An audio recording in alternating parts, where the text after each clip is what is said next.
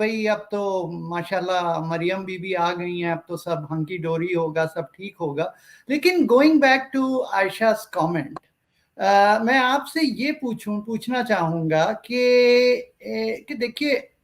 ठीक है, मिफ्ता इस्माइल के जो हालात हैं, वहाँ के इकोनॉमी के जो हालात थे और वो सब थे,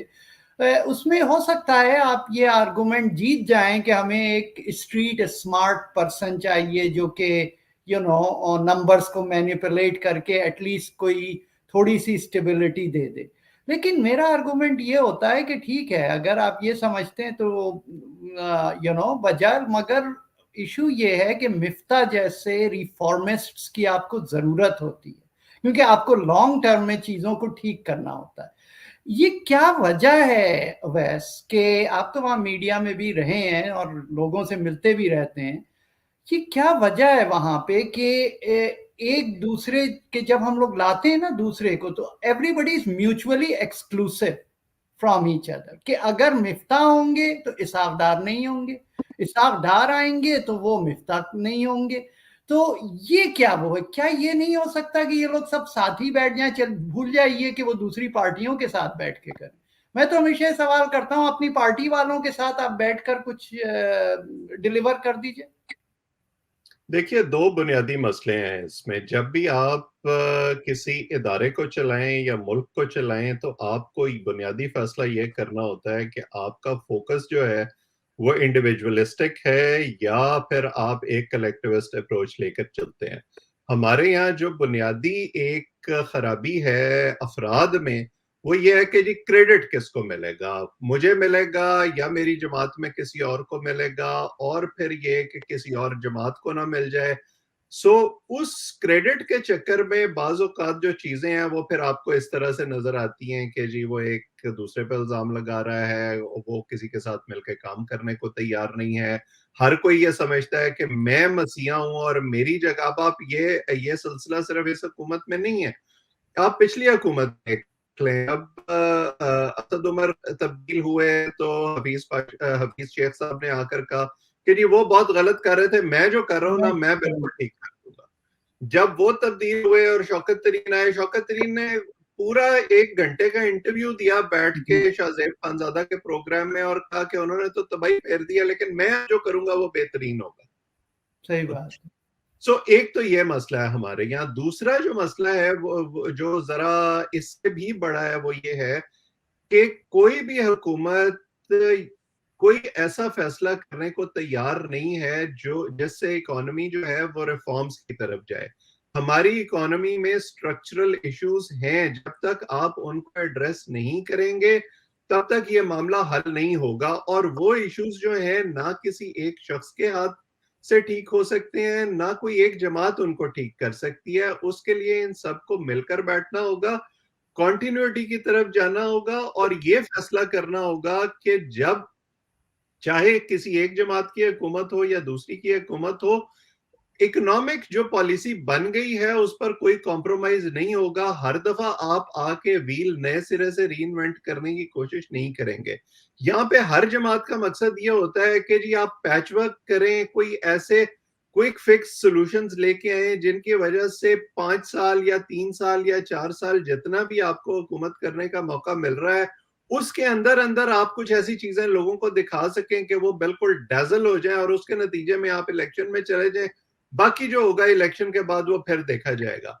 और यही करने के लिए जो है वो लाया गया था इसहाक डार साहब को, क्योंकि मिफ्ता इस्माइल साहब आईएमएफ के साथ मिलके जो स्ट्रक्चरल चेंजेस करने की कोशिश कर रहे थे। और अब बाय द वे ये अब जो हम आईएमएफ से हमारी डिमांड थी कि जी वो हमें हमेशा एक लाइफ सेवर टीका लगा दिया करेंगे या हमारे जो दोस्त हैं बैरूनी ममालिक में वो हमारी मदद कर दिया करेंगे, अब ऐसे लगता है कि उनकी भी बस हो गई है कि ये खुद कुछ करते नहीं है और हर दूसरे चौथे साल जो है वो हमारे पास आ जाते हैं। सो इसहाक डार साहब को लाया गया कि जी नहीं, हमारे पास इतना वक्त नहीं है, अवामी सेंटिमेंट जो है वो हमारे खिलाफ हो रहा है, हमें अपना पॉलिटिकल कैपिटल रीगेन कर। भाई पॉलिटिकल कैपिटल के बारे में आप उस वक्त सोचते जब आप इमरान खान साहब का वो सारा जो आईएमएफ का प्रोग्राम है और उसकी जो कंडीशनैलिटीज हैं उनको ओन कर रहे थे और आपका ये ख्याल था कि नहीं नहीं हम ये सारा कुछ ठीक कर लेंगे, जो 1-1.5 साल का वक्त हमारे पास बाकी है उसमें, वो आपसे जब हुआ नहीं और आपको ये नजर आया कि नहीं टाइम इतना बाकी नहीं है, तो आप इसहाक डार साहब को ले आए कि वो माहिर हैं जरा फिगर्स को फज करने के भी, और अपना कोई मैजिक दिखाएंगे उस तरह का, और आपको जो लॉस्ट ग्राउंड है वो रिवाइव करा देंगे। उनका अब ये हाल है कि उन्होंने जो है, जैसे आयशा अभी कह रही थी कि उन्होंने रोज जो है वो आयतें पोस्ट करनी शुरू कर दी हैं, अपनी प्रेस कॉन्फ्रेंसेस में उन्होंने कहना शुरू कर दिया कि जी बस अल्लाह जो है वो सारा कुछ ठीक कर देगा। तो भाई दुआएं तो फिर आप लंदन में बैठे बैठे भी कर सकते थे, उसके लिए आपको पाकिस्तान आने की तो जरूरत नहीं थी। अब मरियम बीबी आई हैं, मरियम बीबी ने कहा कि जी आप इसहाक डार साहब पे भरोसा रखें और अल्लाह पे भरोसा रखें, तो इसहाक डार साहब तो पहले ही अल्लाह पे छोड़ चुके हैं सारा कुछ। तो मेरे हिसाब में तो फिर अब अल्लाह तवक्कल ही काम चल रहा है सारा। और ये जो अब आज नया इजाफा हुआ है पेट्रोल में, वो इसकी एक इंडिकेशन है कि अब ये एक ऐसी सिचुएशन में फंस चुके हैं जहां इनके आगे खाई है और पीछे समंदर है। वो जो अंग्रेजी में कहते हैं कि damned if they do and damned if they don't, कि IMF तो ये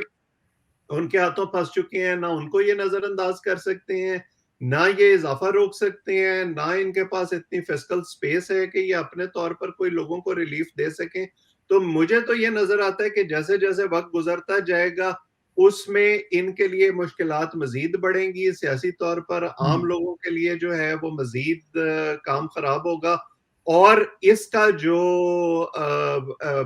एक पॉलिटिकल फॉल आउट है वो इनको इलेक्शन में देखना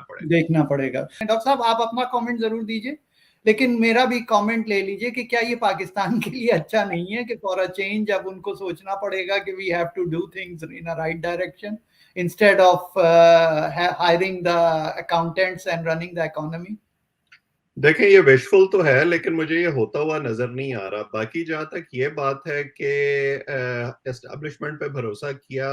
मुस्लिम लीग नून ने और उनका ये ख्याल था कि हमें काम करने दिया जाएगा खुल के, तो मैं फिर उसके जवाब में यही कह सकता हूँ कि वो क्या शेर है कि वो उसी अतार के लौंडे से दवा लेते हैं जिसके सबब आप बीमार हुए थे, कि आपने इतनी लंबी कैंपेन चलाई वोट को इज्जत दो की, आपने उन सब लोगों के नाम लिए और फिर आप उन्हीं के हाथ में अगर इतने लंबे तजर्बे के बाद पौन बनने को तैयार हो जाते हैं, तो फिर आप 100 जूते और 100 प्याज अगर खा रहे हैं तो आपका अपना कसूर है, किसी और का कसूर नहीं है। इन्होंने भी बुनियादी तौर पे वही गलती की है जो गलती इमरान खान ने अपने 3.5 साल में की थी, कि जो हमें लेके आए हैं वो खुद ही सारा कुछ ठीक करते रहेंगे, हम कुछ करें या ना करें, वो हमारे हालात भी ठीक करेंगे, इकोनॉमी भी ठीक करेंगे, हमारे जो पॉलिटिकल ओपोनेंट्स हैं उनको भी फिक्स करेंगे और हमें अगला इलेक्शन भी जितवा देंगे। इसी सोच के हाथों इमरान खान ने मार खाई और इसी सोच के हाथों अब ये भी मार खा रहे हैं और आगे मजीद खाएंगे।